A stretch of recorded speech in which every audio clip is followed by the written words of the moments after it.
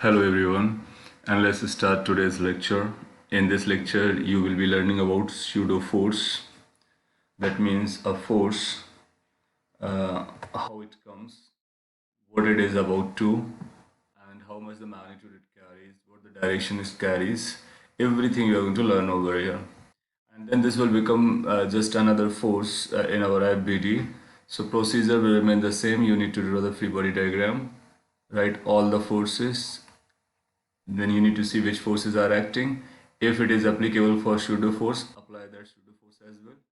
Then use the conditions like F equal to ma or equilibrium, whatever the two out of the two conditions are prevailing. In order to talk about this pseudo force, we will start with the Newton's first law. And let me recall you, or you can recall yourself, what is Newton's first law. When you recall this Newton's first law, you will be finding the statement which I'm writing in short. It says if you look at any object, if you look at it, then you'll find that this object, if it is at rest or if it is moving with uniform velocity, that means if it is non-accelerating, then it will maintain its state. That means it will remain at rest or will move with the same velocity it was moving until and unless you apply a force. So what the Newton said in his first law, that the object will remain at rest or moving with a constant velocity until unless you apply an external force on it, isn't it? Now let's take an example, and this is an object which is at rest. So when we say this is the object which is at rest, then it will remain at rest as until unless you apply a force, right? Now who says that it is at rest? So there must be some observer. Now what the Newton did not mention about the observer and did not consider this influence of or effect of observer. Let's see how. Let's say this object is placed on the earth surface, and the person watching from the surface of earth finds this object at rest and no force is applied on this object. So as per this observer, you'll find the object will remain at rest. However, this observer, let's move somewhere else. Let's take some example, like let's say this person moves to moon somehow, and still watches the same object which was on the earth, and still no force has been applied on this object. So if there has been applied no force on this object, then as per the Newton's first law, it should maintain its rest as per this observer. However, when you are going to go to different planet or maybe different frame of reference, then you will find from moon, you will find this is on the earth and earth is moving. So the object will appear to move. That means when the person goes to a different platform, there can be a platform from where this object may appear in motion. And on this platform, it was appearing at rest. And you have not applied any other force. That means Newton's first law is getting violated. That means it's not true. When it is not true, it is not true when your observer changes the frame of reference and goes to another frame. So this frame of reference becomes very important, right? And Newton's law's validity is only for in original form they are valid for inertial frame. So we can now jot down the point. Then Newton's first law is valid inertial frame. Inertial frame of reference. When I say frame, I mean frame of reference. Now we need to know what this inertial frame is and what is other frame. So there are two type of frames we talk about, and first we can say inertial, another we can say non-inertial. So let me say over here type of frame of references. Frame of references. I have told you what a frame of reference is. Frame of reference is basically a platform from where you observe the object. Just like here, earlier it was on Earth, so Earth was frame of reference. When this observer went to Moon, then Moon become frame of reference. And here in this example, we observed that the Newton's law became a failure because without applying any force, it was observed this object started moving when when the observer went at Moon, and when the observer was on Earth, it was at rest. So why this get violated and how to correct it? For that case, we are going to use. For that case, we are going to understand things.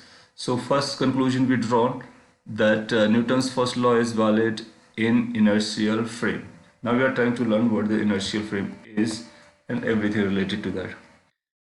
So here it says type of frame of references. We will say there can be two types, and the first one is inertial one. Inertial frame of reference. Frame of reference. I'm writing in short. You can write in detail.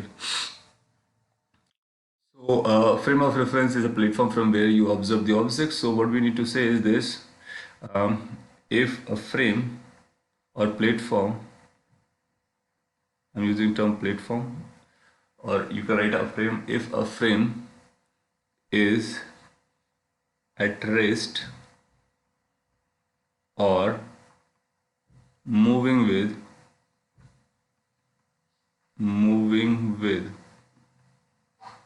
uniform velocity,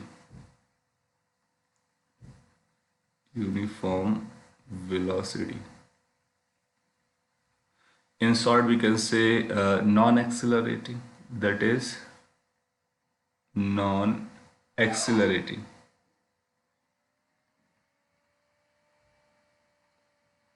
So we can say if there is a frame which is non-accelerating or moving with the uniform velocity or at rest, then it is called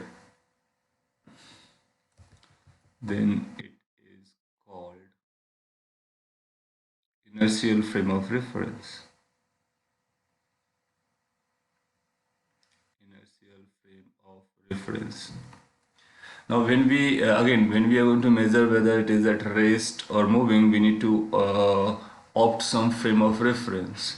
So that means this is being measured with respect to ground, Earth, and we will talk about this Earth frame. But as of now, Earth is an inertial frame. So, if with respect to an inertial frame, another object is at rest or it is moving with uniform velocity, then you'll find that is going to be non-accelerating. And this particular type of frame of reference is called inertial. And all these measurements has to be done from some inertial frame, which is typically Earth for us, because everything that occurs for human beings, or we can say most of the things that occur for human being, is on the Earth. So we consider this Earth as inertial one. Okay, so you need to check whether it's at rest or moving. There's a counterpart of it. What is that counterpart? The second one. Second one is called non-inertial. And this is very important frame for pseudo force. And you will see how the pseudo force comes in. Non-inertial frame of reference. So just opposite to it. This earlier was non-accelerating and it will be accelerating. So we can write in short, accelerating frame of reference is non-inertial frame of reference. Non-inertial frame of reference. Can we find any example of accelerating frame of reference or which is non-inertial? We can find anything like if there is an accelerating car or deaccelerating car. Let's say there is a car having A, that means which has acceleration. If car is stationary on the ground, then you'll find it's inertial. If the car starts moving and has acceleration or retardation, that is A, then it becomes non-inertial. If it moves with a velocity uniform, then it again an inertial frame. That means the same frame can be inertial, same frame can be non-inertial depending upon whether it has acceleration or not. So acceleration of the frame of reference is critical to decide these types of frame of reference. If it is accelerating, that means the frame we are talking about is moving with acceleration, then it is non-inertial. If it has zero acceleration, then it is inertial.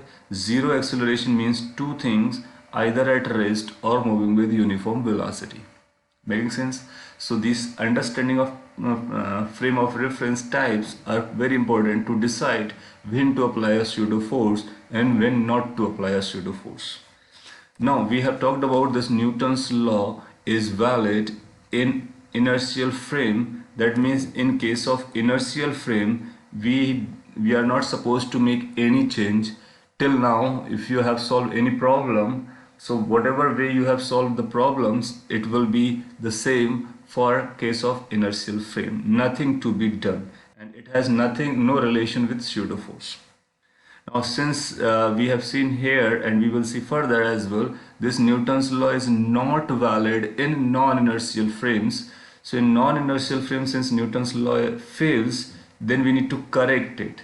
And for correction purpose, we need to apply a new force.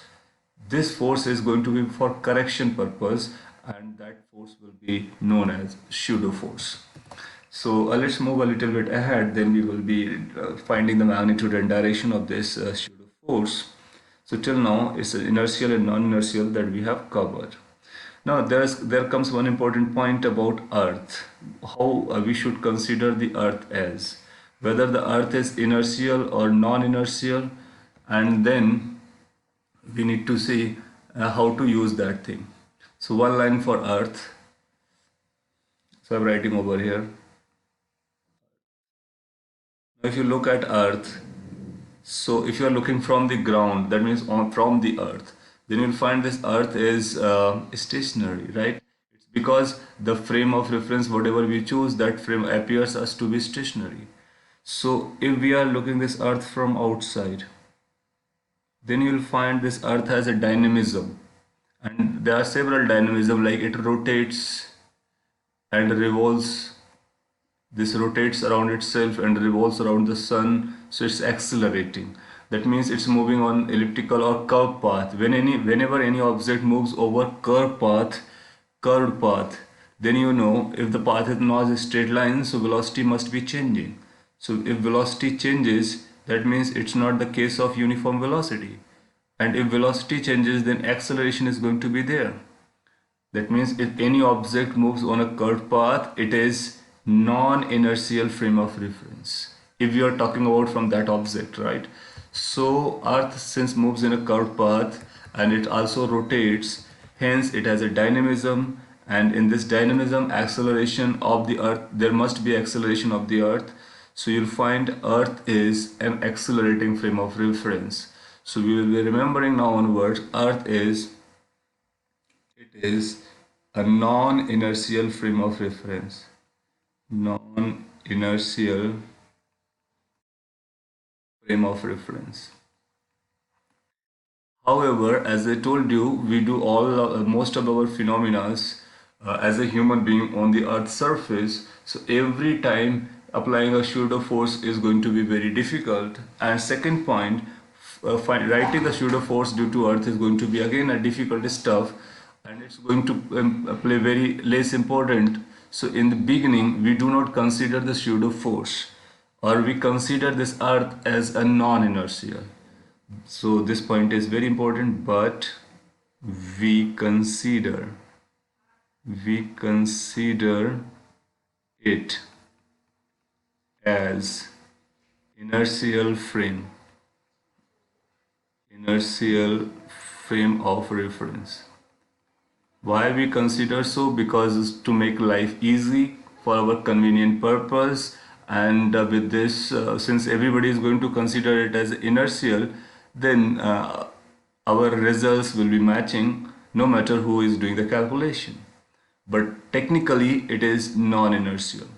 That means if the question comes in the examination in form of language or statements, and if it asks what about Earth, whether it's inertial frame of reference or non-inertial frame of reference.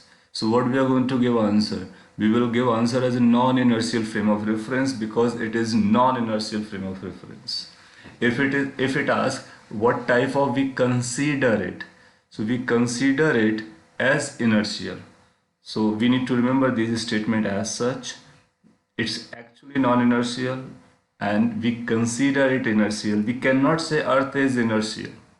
So if a statement comes, Earth is an inertial frame of reference, whether this statement is true or false, so you will put it in false category because Earth is not an inertial frame of reference, but we consider it for our convenient purpose.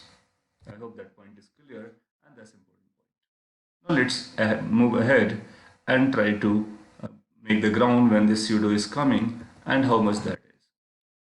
So let's consider this example. What example is, I'm going to explain you, and using this example we will be learning why this Newton's first law failed, and if it failed then how to correct it, and then that correction will be pseudo force, then how to bring that pseudo force you will be learning with this example. Now what is in this example? There is a lift. So this is a lift, and this lift is accelerating upward. So there is acceleration A given to us, and there is a block. Let's say this M mass block is placed inside, and there are two observers we are opting. A person who is standing on the earth surface, that is, let's say its name is A, and a person who is inside the lift itself, that is a person B. Now there are two persons and both are observing the same phenomena or same event, and the event is there is a block inside a lift and the lift is moving. Right. So first we need to decide what are the frame of references. Let's say if we are talking about anything, or we need to talk about anything about this block, we need to first know with respect to whom we are talking about. So let me give this as an example and then pick one question from this. Let's say it says find normal reaction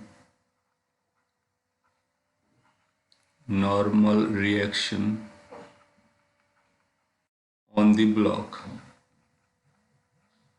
So this is our question and the situation has been shown over here. Whenever it is asked like find a particular force, they will never mention the frame of reference, because a particular force is independent of frame of reference. This important point need to be copied. Any force, its magnitude, it does not depend from the frame of reference you are watching. If normal reaction, let's say, is 10 Newton, so that will be 10 Newton for a person standing, or with respect to a person standing on the earth, as well as from the person standing on the lift, or a person in moon, or person anywhere. So if a particular force we are talking about, that particular force does not depend on a frame of reference. Hence, whenever this kind of question is asked, it is not mentioned over here that find this normal relation with respect to lift or with respect to ground or something like that. No. However, if it is asking for velocity or acceleration or maybe displacement, then you'll find they all depend on the frame of reference. Then it will be asked find the let's say find the velocity of block, then it has to be said with respect to whom, with respect to A observer or with respect to B observer, because both will have a different answers, right? So after understanding that whatever the force of normal relation is going to come, it will be same irrespective where we calculate from A frame or we calculate from B frame. In this example, we will be calculating this normal relation from both the frames, and we'll see what the mismatch is, and then we will decide how to correct that mismatch. So let's consider with respect to A. Now A is on the earth. So A will be what type of frame of reference? Inertial or non-inertial? then you will find that A is earth, and we consider earth to be inertial, so we will be considering it to be inertial frame of reference. So basically we are working with this with respect to inertial frame of reference. Now with respect to A, we need to draw the free body diagram. So you will draw the free body diagram of block with respect to A. How it is going to go? Then you say there is going to, as per this observer A, there is going to be a block. On this block, there are going to be certain forces acting. What the force? There is going to be mg force acting downside, and then the lift is going to give a normal reaction, isn't it? And then as per A, you have drawn all the forces. Then you need to say as per A, what happens to this block, whether it's raised or moving. So you'll find it's moving up, and that acceleration is A. So this moves up with acceleration A. Then you can make its equation. When you make it equation, so second law of Newton will say nr minus mg, that means total force in the direction of acceleration. And the total force in the direction of acceleration is nr, and then opposite is minus m, so m minus mg. So you are going to write this is equal to m into a. And if you are looking for the normal reaction, you can say normal reaction is going to be mg plus ma, or you can write mg plus a. mg plus a. So this is the answer that will be given by the observer on the ground. Making sense? Now let's talk about what B says. That means what happens with respect to B, which is non-inertial. Can we say which this B non-inertial frame? How we can decide that? Because it acceleration, since it has acceleration, so it is non-inertial. Now with respect to this as well, we will try to draw the free body diagram. So free body diagram of again the same object M, but this time it is with respect to B. How the FBD is going to go, and what the observation will be. So you will find this FBD as per B. Now we are talking about this B. That means we are inside the this ground. Sorry, we are inside this lift. Pardon. We are inside the lift, so we will watch it. If you watch it from the inside the lift, you will find it will be in the rest condition.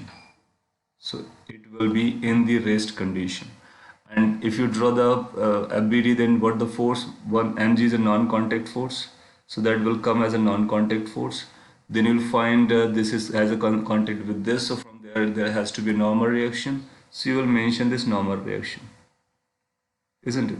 And you will find it as a rest because you are inside, and you find it's not moving with respect to you or the B observer.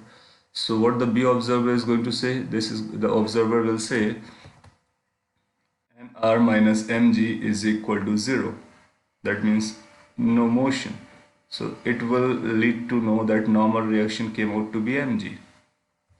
Now you consider the two cases or two observations. One is of A, which says normal reaction is this.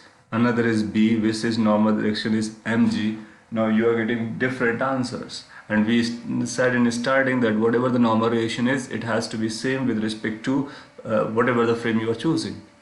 So that means either of the two has to be wrong. Both cannot be correct because they are giving different values. So which one is going to be wrong? Then you say what you did, you applied the Newton's laws, you have solved it. And once you solve for inertial frame, another time you solve for non-inertial frame, and you're getting different answers. So from here we can say since out of the two one is going to be correct, so this is correct, this is correct. Why this is correct? Simply because Newton's law is valid in case of inertial frame, and this has to be corrected. This has to be corrected. Now this is incorrect. Now if you want to correct it, what we can do so that we can also get the same answer from this non-inertial frame, because in non-inertial frame if we draw the free body diagram the way we know, so it will not give you the correct answer. Now if you want to make the correction, so you need to include some extra force, and that extra force will be known as pseudo force. And how we can correct it, let me quickly explain over here, then we will go for the statement about pseudo force. So let me make a partition over here and talk about correction.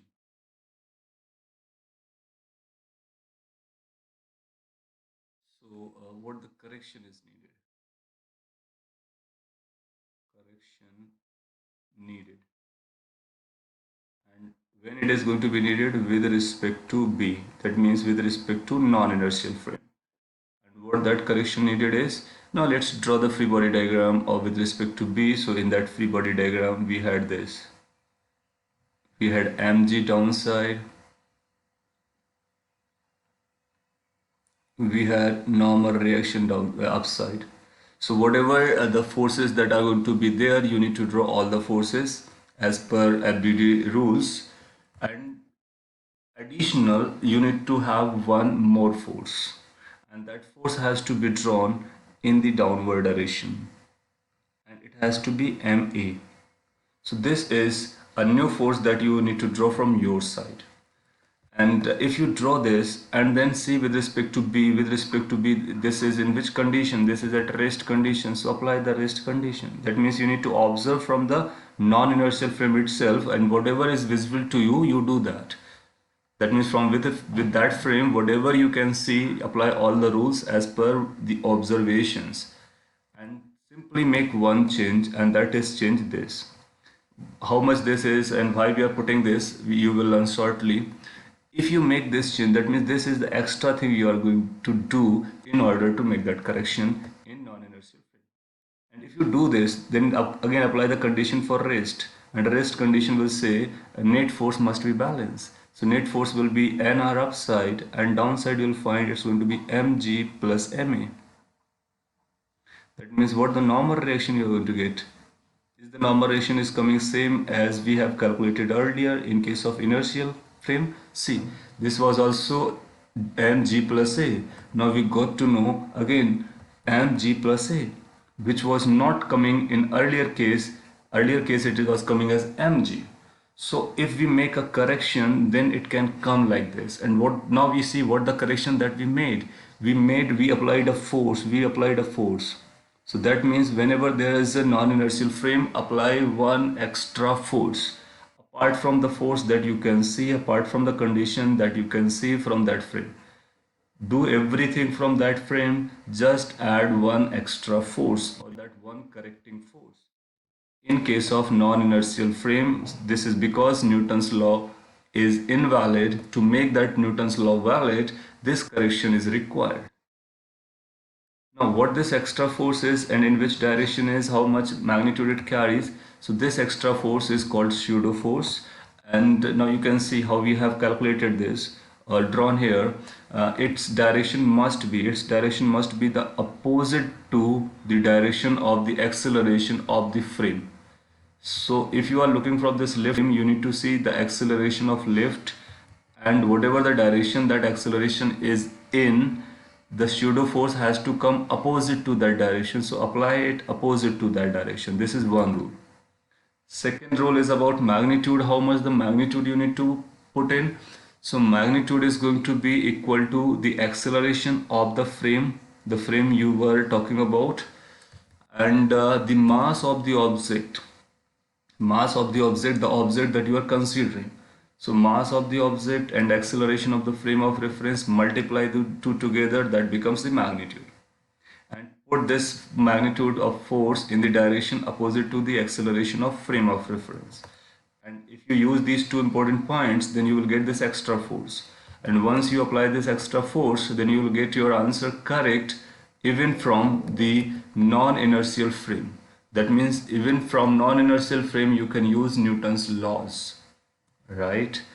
And if you are working from the inertial frame, there is no need for additional or any other force. This pseudo force is basically a concept that helps us to solve the problems from non-inertial frame as well.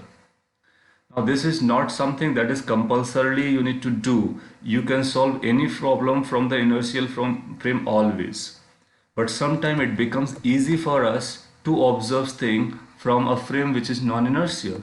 So if we want to solve a problem from non-inertial frame, then we need to keep in mind that for every free body diagram, a corrective force must be there. That corrective force is pseudo force. Okay, so this is the concept of pseudo force. Now let me write the magnitude and direction specifically. Well, so finally we can conclude about this pseudo force, and these points, 3 points are going to be important for us.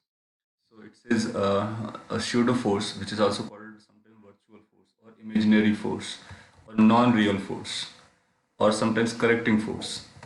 This pseudo force acts on the objects which are observed from non-inertial frame. Very important one. When it is going to act, when we are observing from non-inertial frame. Your object may be on the inertial frame or non-inertial frame. Does not matter. What does matter? From where you are observing. If the object is on inertial frame or non-inertial frame, that's a different story. It has nothing to do here. What has to be done, that if you are observing it from non-inertial frame, then you need to apply this force. Okay, and if you are not observing from non-inertial frame, then you should not apply. Both ways true. Then second point says about magnitude.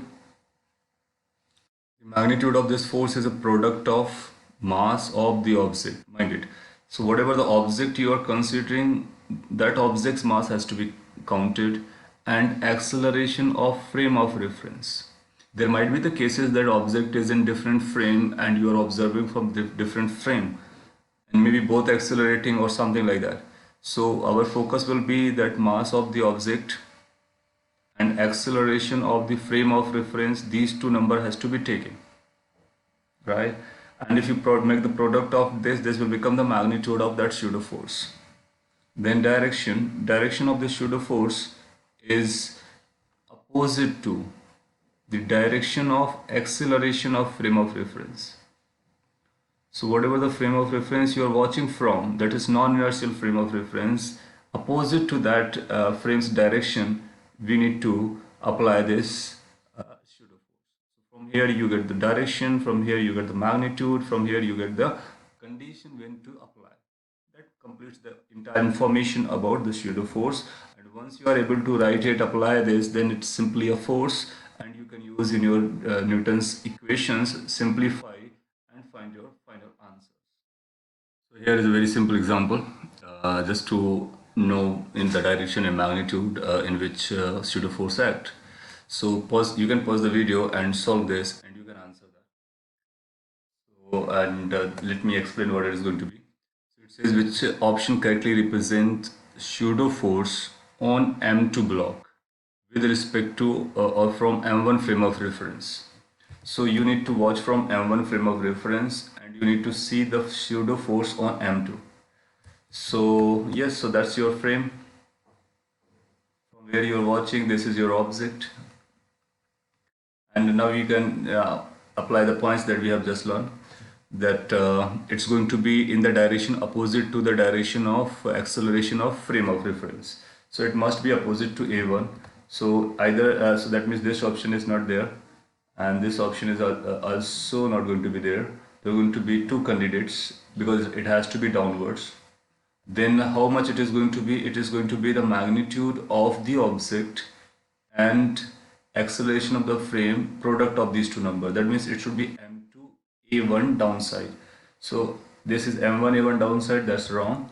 So we say this is also wrong. So finally which one correct? M2 A1 downside, D option will become correct. So this is how we can write the magnitude, direction and on the object with respect to any frame of reference which is non-inertial. Well, now let's talk about some problems related to lift. I'll put this line as a lift problems. Meaning is this: the questions related to these happenings on a lift, right? And these type of questions are very common. So how to handle those questions? Now we can think about it. So let's say a lift is accelerating upside, or it is accelerating downside. Until and unless it is accelerating, it will not be non-inertial frame. That means if it is moving with a constant velocity, then every observation from the ground and from the lift will be same for the force calculations, right? So what we need to do is when the lift is moving upside or downside, so we need to go for with respect to lift. So we need to work with respect to lift. Why so? Because if you are looking from the left frame of reference, it will become easier for you to observe things. And if it is accelerating, so that will become non-inertial. So in case of non-inertial, you need to apply a pseudo force. So what you need to do, basically, you need to apply a pseudo force. So net force after correction will be equal to the net force that was acting earlier. So let me write this F net, and this is F net dash, or you can have any nomenclature. So what I'm trying to say, this F net dash is a force after correction. This will come plus pseudo force, F into pseudo, sorry, F pseudo.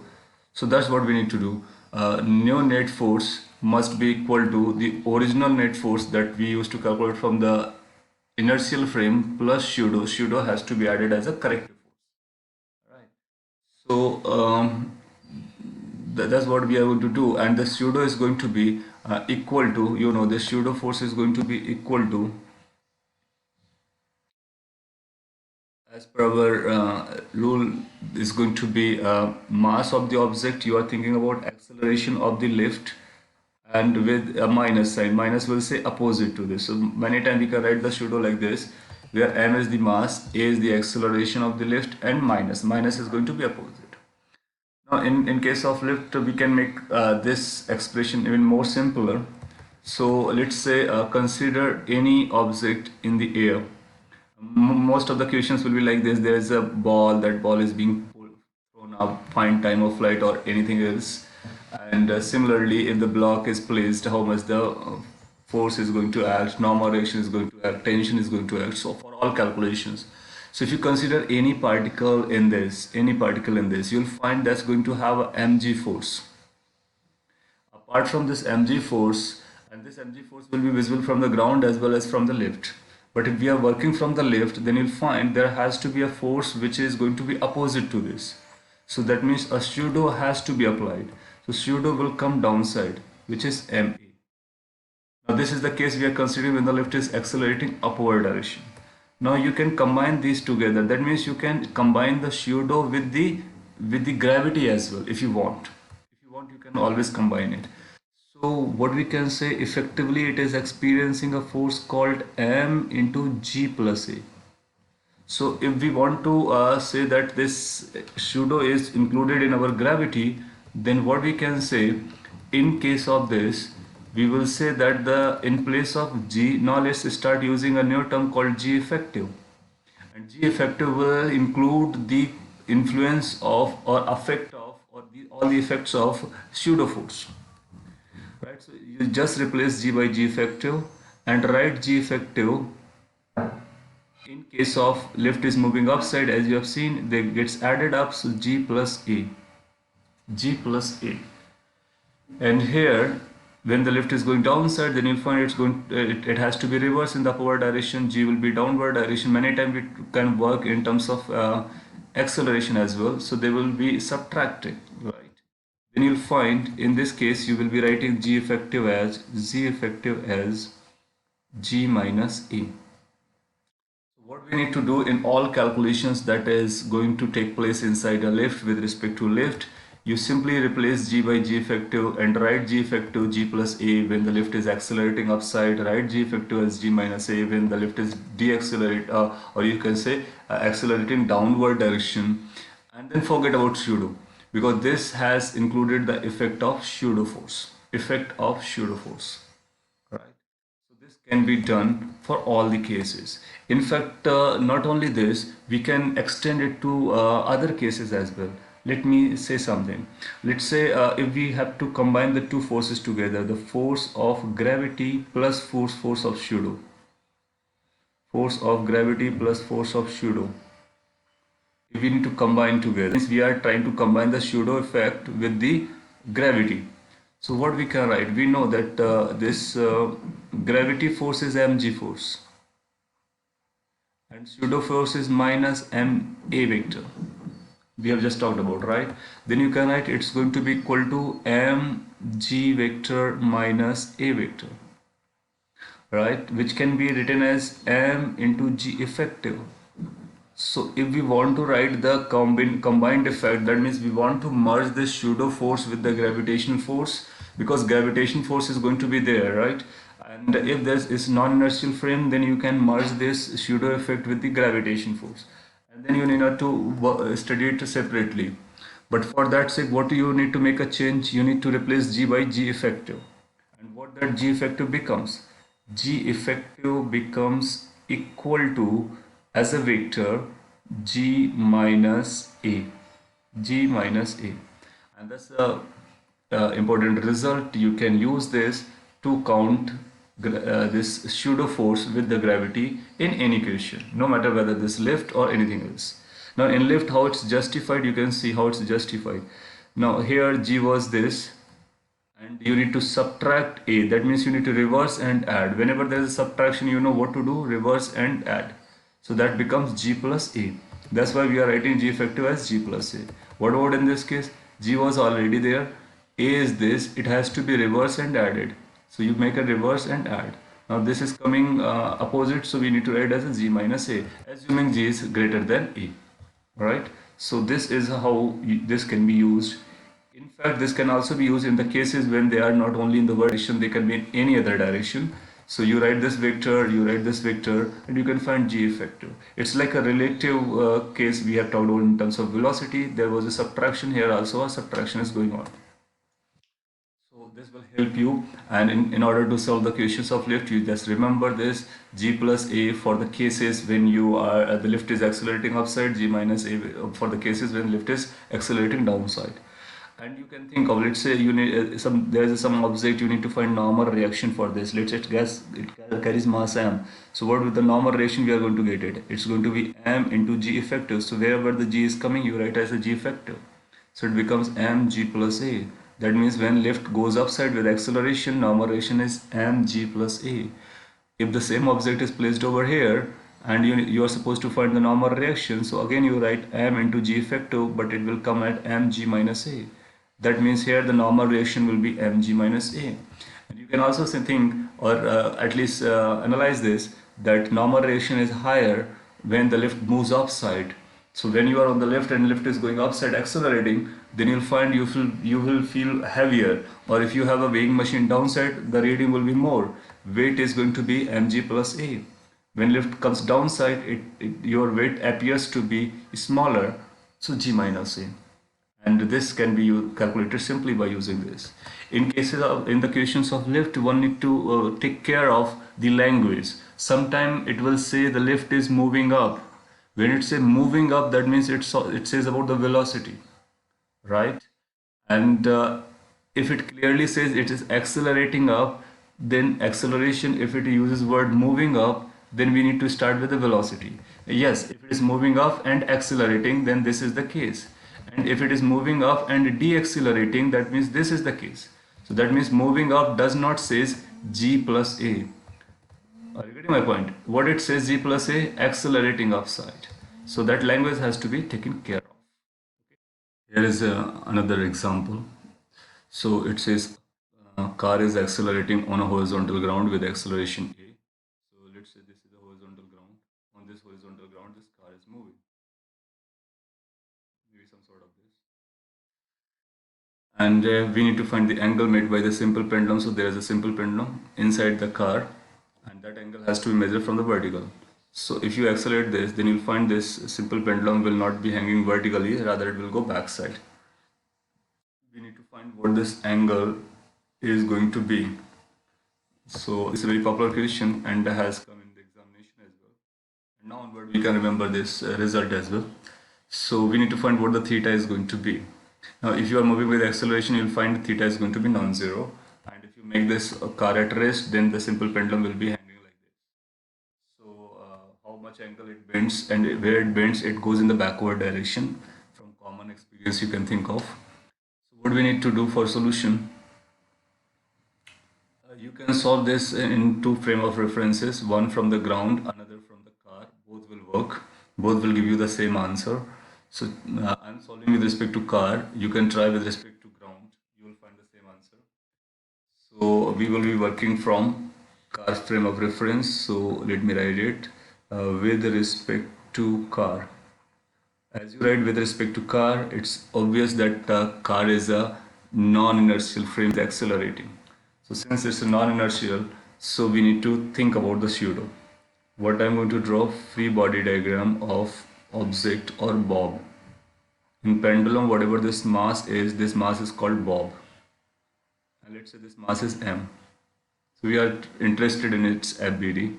So that is bob or particle. And this will be experiencing a force due to gravity downside mg. Then you say this is non-inertial frame, so a pseudo must be coming in. Pseudo is going to be opposite to the direction of acceleration that you have that the frame has. You are in the same frame, so same acceleration is this, and its opposite direction. So you'll find there's going to be a force like this.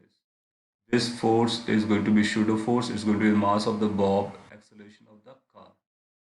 And then since it's bent, this has a bend, so it will be having a tension in this direction. So that will be string tension. This will become the free body diagram. In this free body diagram, whatever this force has been drawn, this is a pseudo force. And we are drawing from the car frame, that's why we are applying this. If you are going to solve this with respect to ground, you are not supposed to apply this. Then there will be only these two forces, and then you can make these components and apply the Newton's equation. However, the observation from the two frames are going to be different.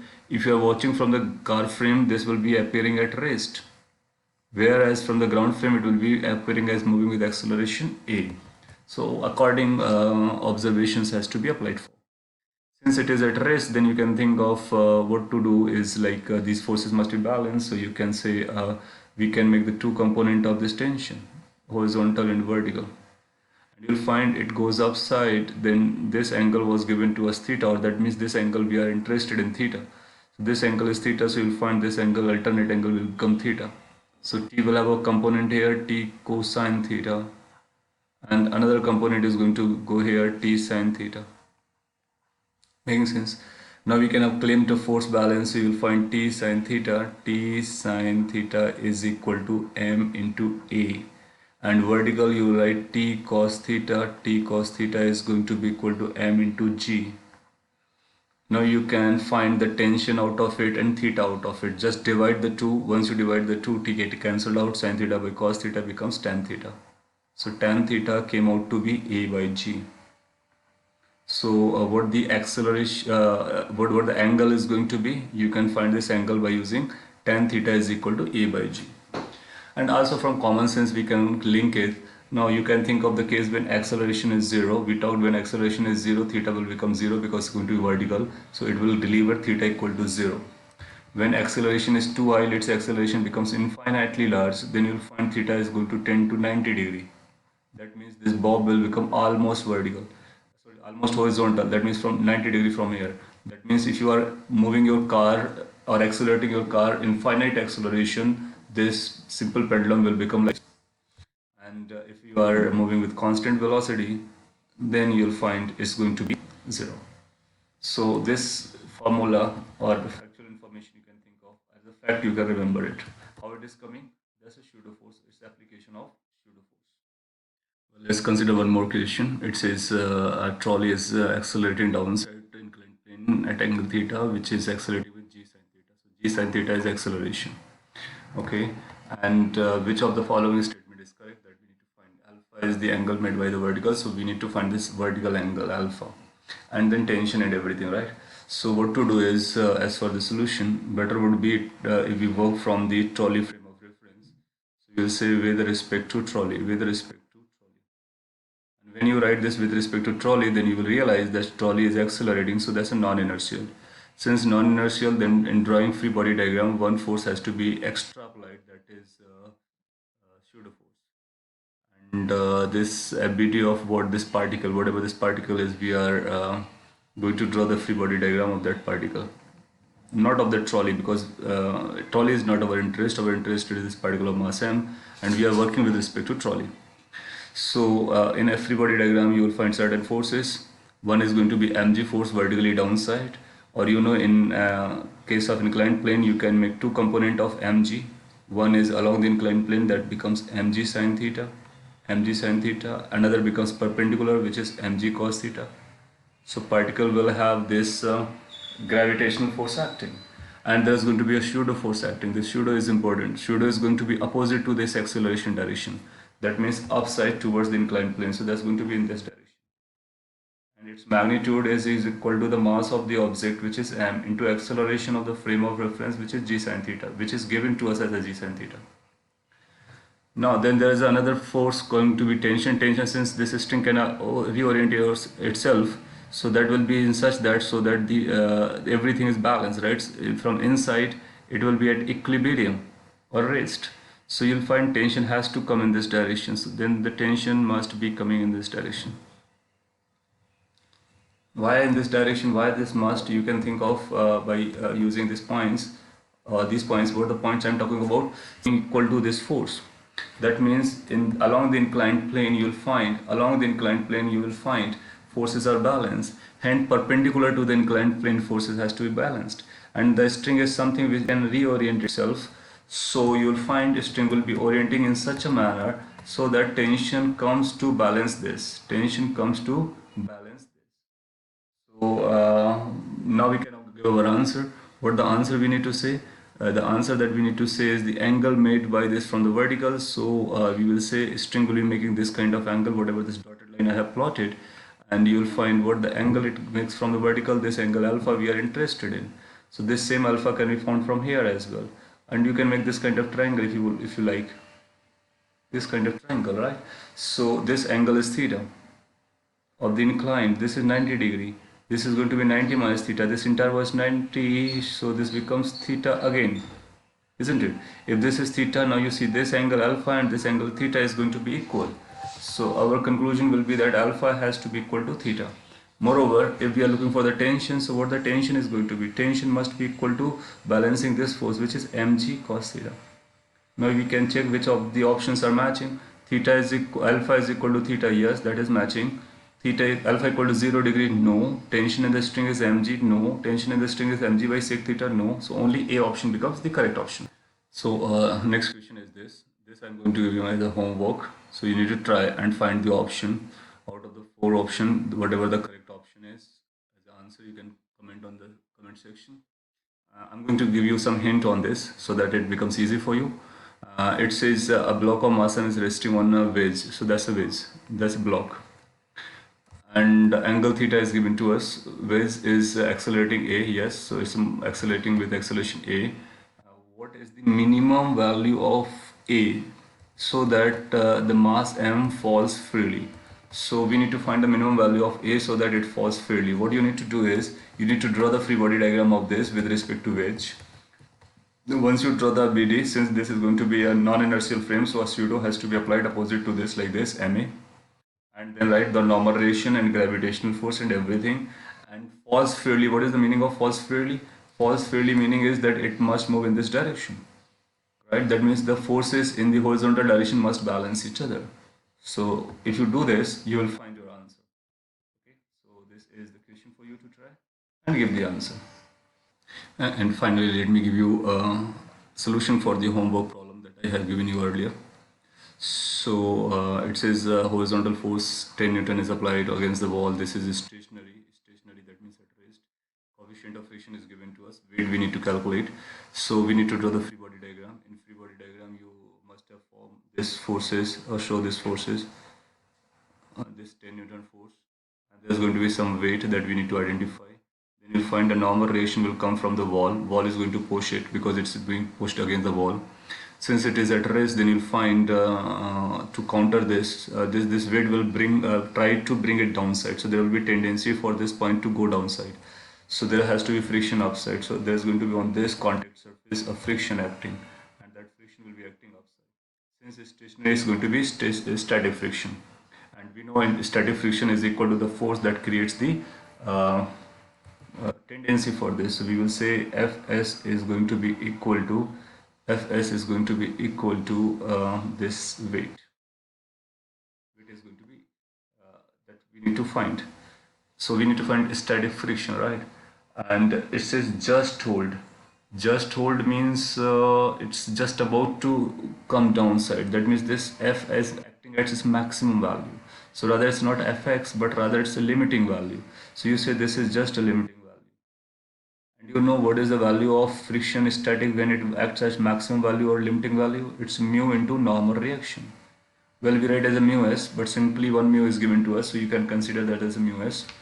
And how much that mu is 0.2. What the normal reaction is going to be, you say these forces are balanced. So when you balance the forces in the horizontal direction, then you find normal reaction is going to be equal to 10 Newton. 10 Newton. Now you don't remember the normal reaction is always the weight. Not really. It depends on the situation. So that's 10 for this case. You will write it as a 10. So this becomes 2 Newton. So Fs max is 2 newtons. So from here we can say just hold condition, weight is going to be equal to Fs max, which is 2 Newton. Then you see, is there any option available? Yes. So that becomes your correct option. Okay, so that was the solution for the last problem. Well, so in this video lecture you have understood very important point concept called pseudo force. Make your notes properly, go through. If you have any doubt or question or query, you can always ask. So that's all for this video. Thank you everyone. Have a great day.